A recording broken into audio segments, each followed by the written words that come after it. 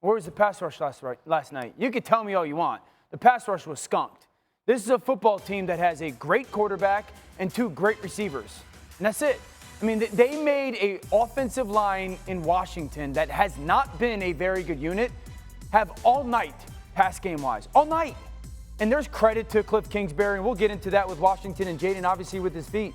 But this pass protection or the lack of pass rush from Cincinnati. And that's why I sit there and I go, I said this in week 1. This team is all finesse and no physicality.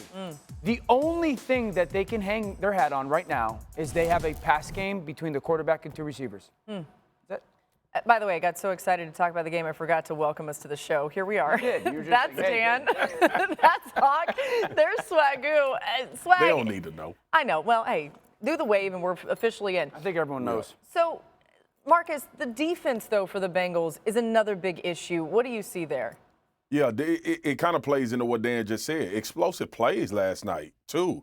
Like, as a defense, you go into the week preparing for a game, saying, guys, how are we going to eliminate explosives, right? That has a lot to do with pass rush, even in the run game.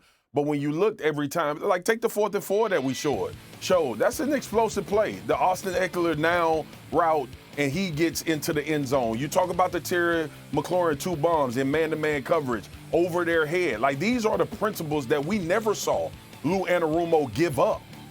These things are happening frequently against the Cincinnati Bengals. We talked about how bad they've been in the run game. Last week, Trey Hendrickson had a phenomenal game pressuring the quarterback by himself. But to Dan's point, who else?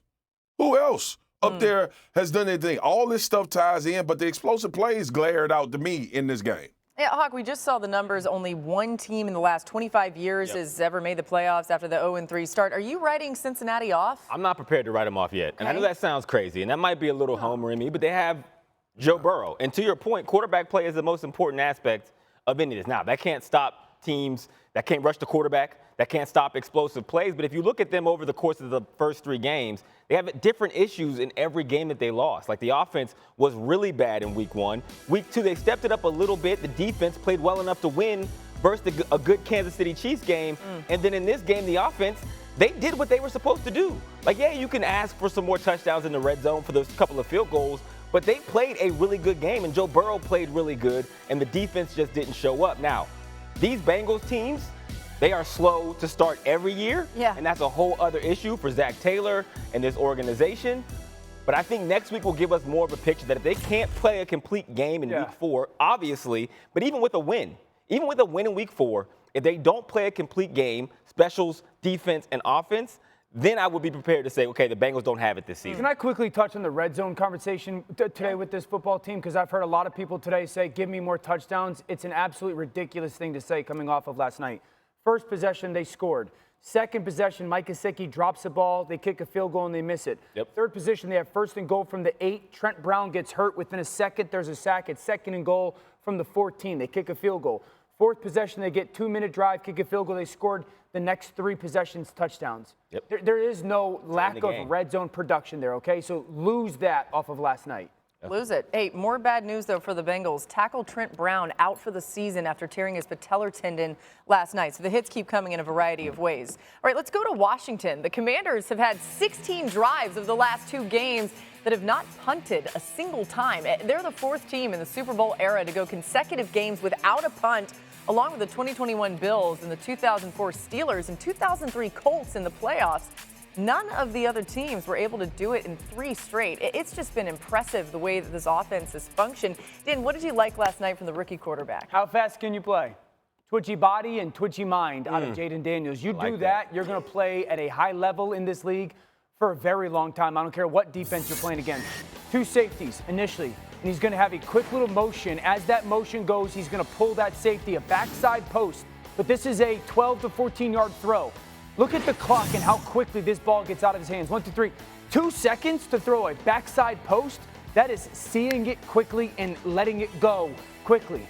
Now you're going to get another motion. They're in 13 personnel, 1 back, 3 tight ends. And they're trying to flood the boundary, the top side of the screen. Jayden Daniels has to get through 4 people option-wise and find a check down, number 5, Zach Ertz. To find a check down, because all 4 of those guys are covered, A fifth option in 3 seconds in this league is playing incredibly quick mentally. And then later on in that football game, another example of how quickly this ball is getting out. You have a 4-man side again, a 4-man surface flood. Under 3 seconds to throw another intermediate route. You talk about a twitchy mind. That's why Jayden Daniels was ready to go into the NFL and play at a high level, and why he had the coming out game last night on Monday Night Football. I'm going to give you your flowers here in a second, but I love everything you said about his processing and his decision making, because even when you go back to the preseason, right, and this is what I want everybody at home to understand, preseason NFL football is not NFL football. It is closer to college than it is regular season NFL play. So what you're looking at when you're looking at a quarterback who is a rookie or anybody in the preseason, you want to see them process and operate the offense efficiently. When you watch Jayden Daniels in the preseason, you saw a skill set that was going to translate when it was real. And you saw it last night. Now, Dan had Jayden Daniels as his #1 quarterback for a number of reasons. There we go. And I got to give him his flowers here because he was absolutely right. Decision-making, ball placement is what he said. Yeah. That's not accuracy. Accuracy is throwing to the receiver. Ball placement is throwing away from the defense. Put it on a T-shirt, Hawk. That was a second window slant. I love that. Number 3. Next was deep ball accuracy. You got quarters coverage.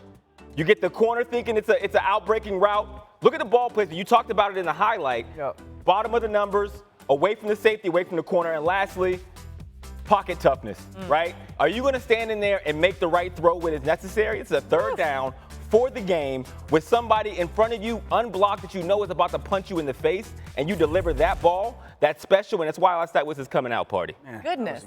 That was a good tape. Hey, man. I gotta Get over here. Get on, Marcus. He's giving you love. You got to give him love. There we go. Now, Dan's over at the touchscreen. What stood out from Daniels' film? 3 plays, 1 Cliff Kingsbury, 1 Zach Ertz, and then obviously the game winner for Jayden Daniels.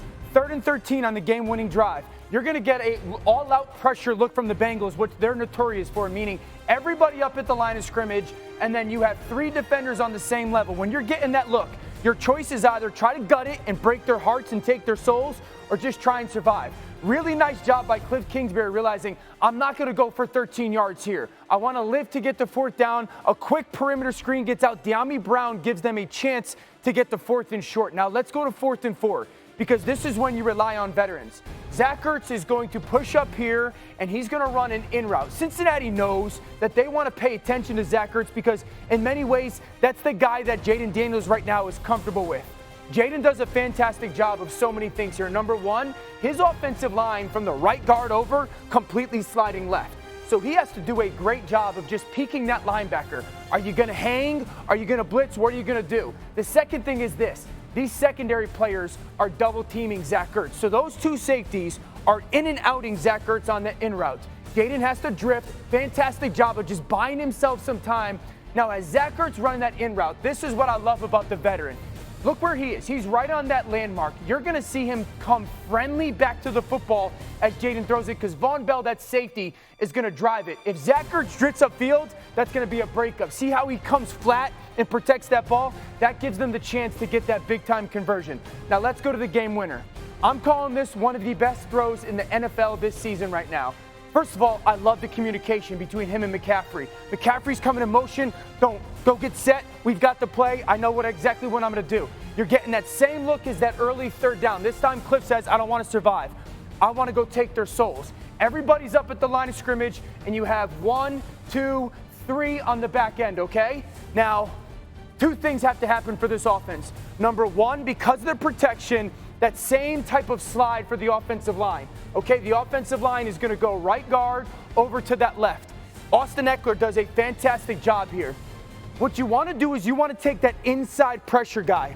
You want to allow the outside pressure guy to be the person because he's coming from further, okay? So Eckler does an outstanding job of taking that inside presence and forcing him to run the hump. Now let's go to this. Remember, it's 3rd and 8.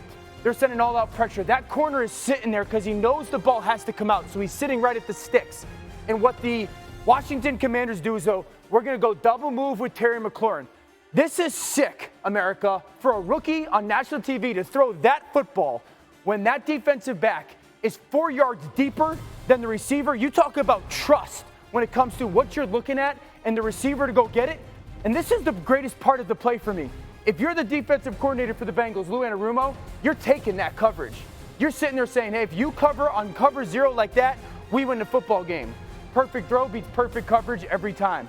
Unbelievable job. Whole operation by Washington, from the coordinator, Cliff Kingsbury, to Zach Ertz being the guy when it counted the most, and then really for Terry McLaurin and Jayden Daniels to be, in many ways, the finishers for that Commanders football team.